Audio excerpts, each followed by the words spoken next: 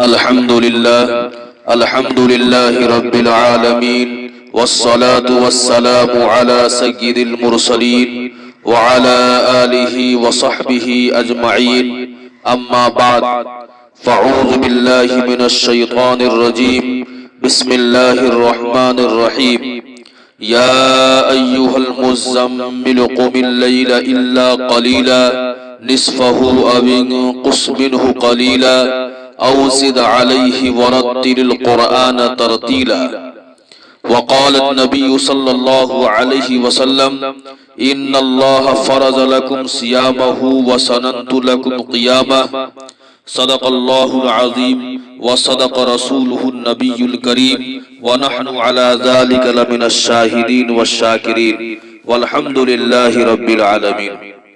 دوستو اور بزرگوں، رمضان المبارک برکت والا مہینہ ہے.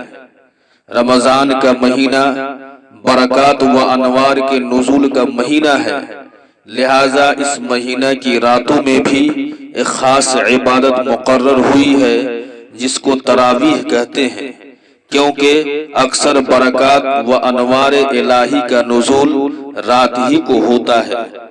دوستو اور بزرگوں، رمضان کی راتوں میں تراویح اس لیے مقرر ہوئی تاکہ طبعی خواہشوں کی مخالفت پورے طور پر ثابت ہو، کیونکہ دن بھر کے روزہ اور محنت و مشقت کے بعد طبیعت آرام چاہتی ہے، لہذا اس میں ایسی عبادت مقرر ہوئی جس سے عادت و عبادت میں امتیاز ہو. اللہ تعالیٰ نے رمضان میں ایک شان کی دو عبادتیں جمع فرما دی، ایک دن میں ایک رات میں. دوستو اور بزرگوں، احادیث نبویہ اس سلسلے میں یہ ہے کہ رسول اللہ صلی اللہ علیہ وسلم نے ارشاد فرمایا کہ اللہ تعالیٰ نے رمضان کی روزہ کو فرض فرمایا ہے اور میں نے رمضان کی شب بیداری کو تراویح اور قرآن کے لیے تمہارے واسطے اللہ کے حکم سے سنت بنایا ہے، جو مؤکدہ ہونے کی وجہ سے ضروری ہے. جو شخص ایمان کے ساتھ ثواب کے اعتقاد سے رمضان کے روزے رکھے اور رمضان میں شب بیداری کرے، وہ اپنے گناہوں سے اس دن کی طرح نکل جائے گا جس دن اس کی ماں نے اس کو جنا تھا. دوسری حدیث، رسول اللہ صلی اللہ علیہ وسلم نے ارشاد فرمایا، جس شخص نے ایمان کے ساتھ طلب ثواب کی وجہ سے رمضان کے روزے رکھے، بخش دیے گئے اس کے گزشتہ گناہ، اور جس نے رمضان میں قیام کیا یعنی تراویح پڑھی، ایمان اور ثواب کی وجہ سے اس کے بھی گزشتہ گناہ بخش دیے گئے. دوستو، تیسری حدیث ہے، رسول اللہ صلی اللہ علیہ وسلم نے ارشاد فرمایا، روزہ اور قرآن دونوں قیامت کے دن بندہ کی شفاعت یعنی بخشش کی سفارش کریں گے. روزہ کہے گا کہ اے رب، میں نے اس کو کھانے اور نفسانی خواہشوں سے دن بھر روکا، بس اس کے حق میں میری سفارش قبول کیجیے. اور قرآن شریف کہے گا کہ میں نے اس کو رات میں سونے سے روکا، بس اس کے حق میں میری سفارش قبول کیجیے. بس دونوں کی سفارش قبول کر لی جائے گی. دوستو اور بزرگوں، چوتھی حدیث، حضور پاک صلی اللہ علیہ وسلم سے قول خداوندی ورتل قرآن ترتیلا کے بارے میں دریافت کیا گیا تو آپ نے ارشاد فرمایا کہ قرآن کو بہت صاف پڑھو اور کھجور کی طرح منتشر نہ کرو، نہ شاعری کی طرح جلدی پڑھو. اس کے عجائب میں ٹھہر کر غور کرو، اس سے دلوں کو متاثر کرو. دوستو اور بزرگوں، تراویح میں مجاہدہ ہے. دوستو، مجاہدہ کے 4 ارکان ہیں: تقلیل طعام یعنی کم کھانا، تقلیل منام یعنی کم سونا، تقلیل کلام یعنی کم بولنا، تقلیل اختلاط مع الانام یعنی لوگوں سے کم ملنا. شریعت نے تقلیل طعام یعنی کم کھانے کی مجاہدہ کو روزے کی صورت میں مقرر فرمایا ہے. اس کے علاوہ اہل مجاہدہ اور جوگیوں وغیرہ نے تقلیل طعام کی جو صورت اختیار کر رکھی ہے، شریعت میں اس کی اصل نہیں. مجاہدہ کا دوسرا رکن تقلیل منام یعنی کم سونا ہے۔ رمضان اس کا بھی جامع ہے۔ اس میں ایک ایسی عبادت مشروع ہے جو تقلیل منام یعنی کم سونے کو لازم ہے، اور وہ تراویح ہے جس کا نام ہے قیام رمضان۔ حدیث شریف میں ہے ان اللہ فرض لکم صیامہ وسننت لکم قیامہ، اللہ نے تم پر اس ماہ کے روزے کو فرض کیا ہے اور اس کے قیام کو میں نے مسنون کیا ہے۔ اس پر سب کا اتفاق ہے کہ حدیث میں قیامہ سے مراد تراویح ہے۔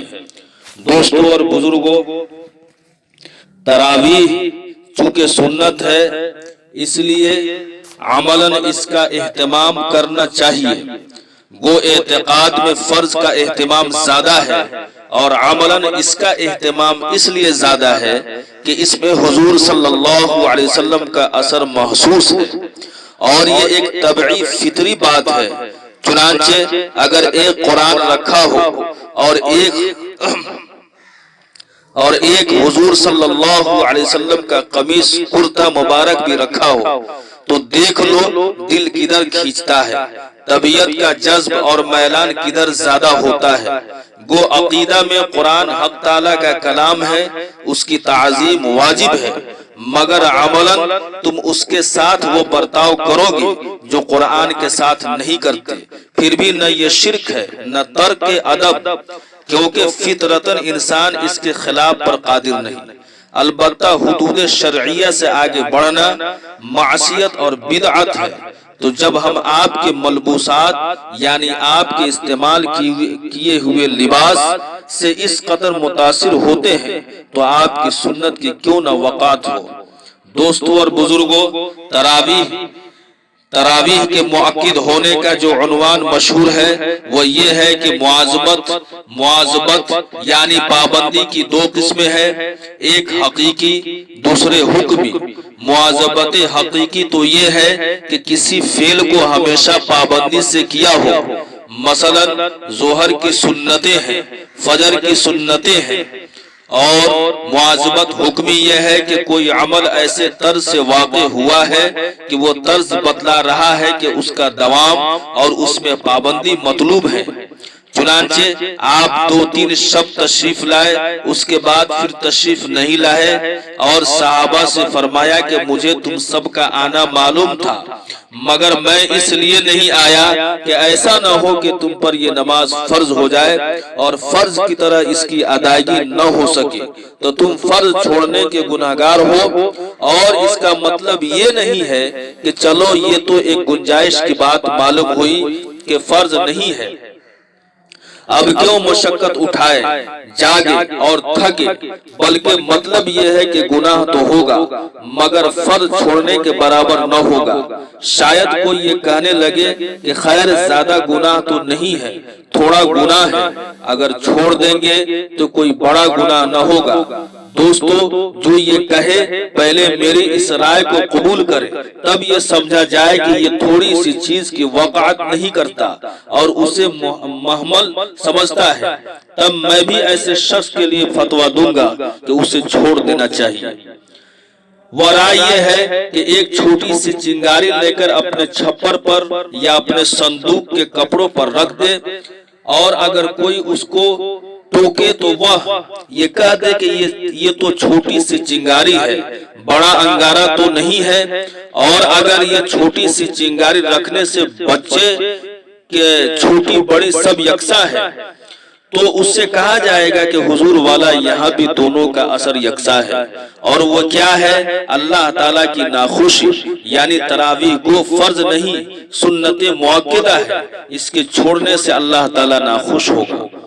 دوستو اور بزرگوں، تراویح کے سنت ہونے کی دلیل، تراویح کا پڑھنا نہایت ضروری ہے کیونکہ روایات سے اس کا مرغوب فیہ ہونا، مامور بھی ہونا اور معمول بھی ہونا، مطلوب و مقصود ہونا سب ثابت ہے۔ یعنی احادیث سے ثابت ہے کہ تراویح کی نماز حضور صلی اللہ علیہ وسلم کو مرغوب تھی، آپ کا معمول بھی تھا، اور امت کو آپ نے اس کا حکم بھی دیا، اور تراویح ثابت ہے آپ کے عمل سے بھی، اس کے بعد صحابہ کی پابندی سے بھی، اس لیے محققین نے اسے سنت مؤکدہ لکھا ہے۔ گو آپ سے یہ ثابت ہے کہ 3 شب کے بعد آپ تراویح کے لیے تشریف نہیں لائے، اور یہ فرمایا کہ مجھے اس کے تم پر فرض ہو جانے کا اندیشہ تھا۔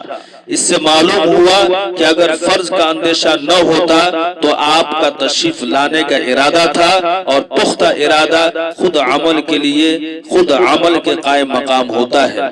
بس جب آپ نے ارادہ فرما لیا تو اس سے بھی تراویح کا مؤکد ہونا ثابت ہو جائے گا، جیسا کہ فعل سے ثابت ہوتا ہے۔ اس کے سنت مؤکدہ ہونے کی ایک یہ تقریر ہے جو اپنے عنوان کے اعتبار سے نہیں ہے۔